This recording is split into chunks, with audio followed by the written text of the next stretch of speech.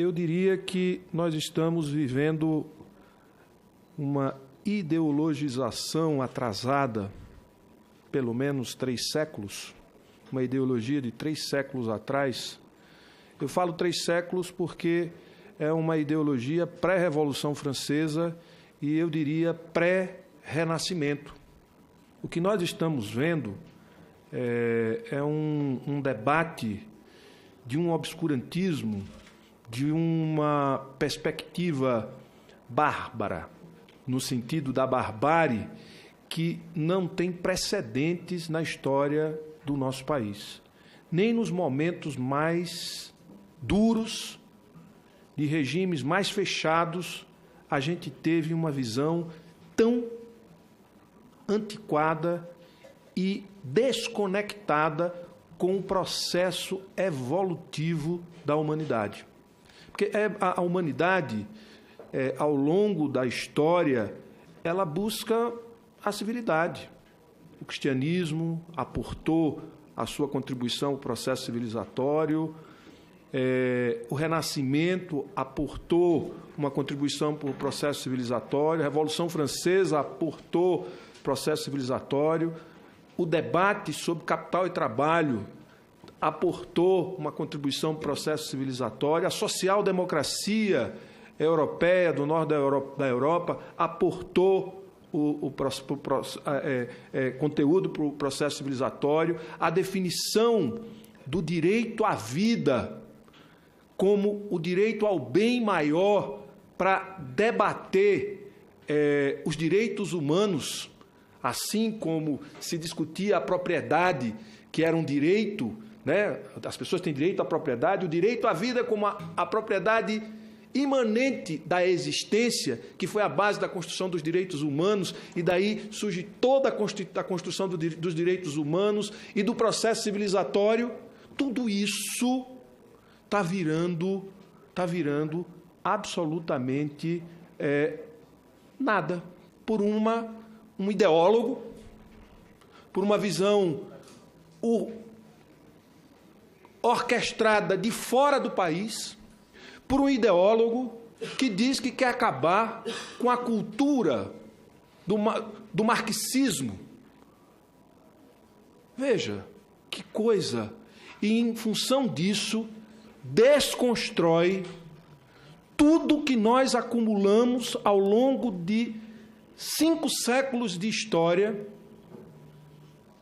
incluindo aí os 300 anos de atraso absoluto, mas com algum grau de evolução, de luta dos negros que se rebelaram, em toda a nossa história de luta. É como se nada disso tivesse existido, e a desconstrução tem que vir para garantir o imperativo da luta contra o marxismo cultural. E aí destrói-se tudo que é acúmulo histórico, civilizatório, que dialoga com o processo da humanidade, de uma maneira geral. Então, eu queria fazer um apelo aqui ao presidente e ao relator, principalmente. Veja, tem coisas do tipo: interferência inaceitável nos organismos internacionais e ONGs. A Secretaria de Governo da Presidência da República compete supervisionar, coordenar, monitorar, acompanhar as atividades e ações dos organismos internacionais e organizações não governamentais no território nacional. Tudo bem que organismos internacionais, mas outras organizações internas. A Constituição veda isso. Tem uma série de iniciativas que são inconstitucionais, que vai gerar um processo um contencioso jurídico terrível em torno dessa medida provisória. E, para concluir, a FUNAI está no Ministério da Justiça por uma questão, não é por uma questão meramente de local, é porque o Ministério da Justiça, inclusive do ponto de vista arquitetônico, está do outro lado, na frente do Itamaraty, porque depois do presidente, quem dá validade aos atos legais da República é o ministro da Justiça. E, neste caso, tratando-se da questão de uma nação ou de nações indígenas, ela é fundamental que fique no Ministério da Justiça. Tem uma questão que é epistêmica, né? Está na gênese da Constituição do Estado brasileiro, que tem as nações indígenas como parte. Então, não dá para a gente fazer essa mudança. Isso é um devaneio.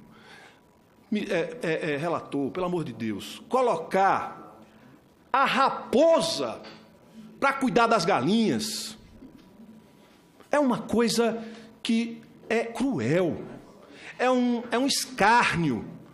Isso significa botar a demarcação de territórios quilombolas e territórios indígenas dentro do Ministério da Agricultura. Portanto, eu acho que nós temos condição, independente de governo, nós temos condição de construir, na liberdade do governo, certo? Alguns limites que a história já apontou que não é saudável a gente interromper o processo evolutivo.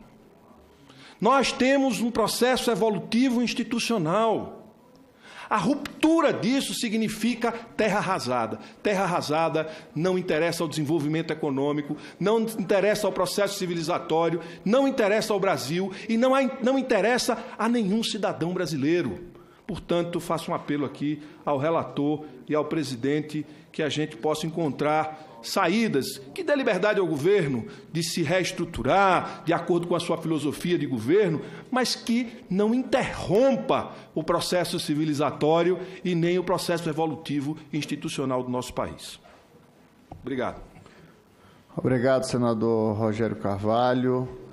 Passo a palavra ao deputado Afonso Florense, do PT da Bahia.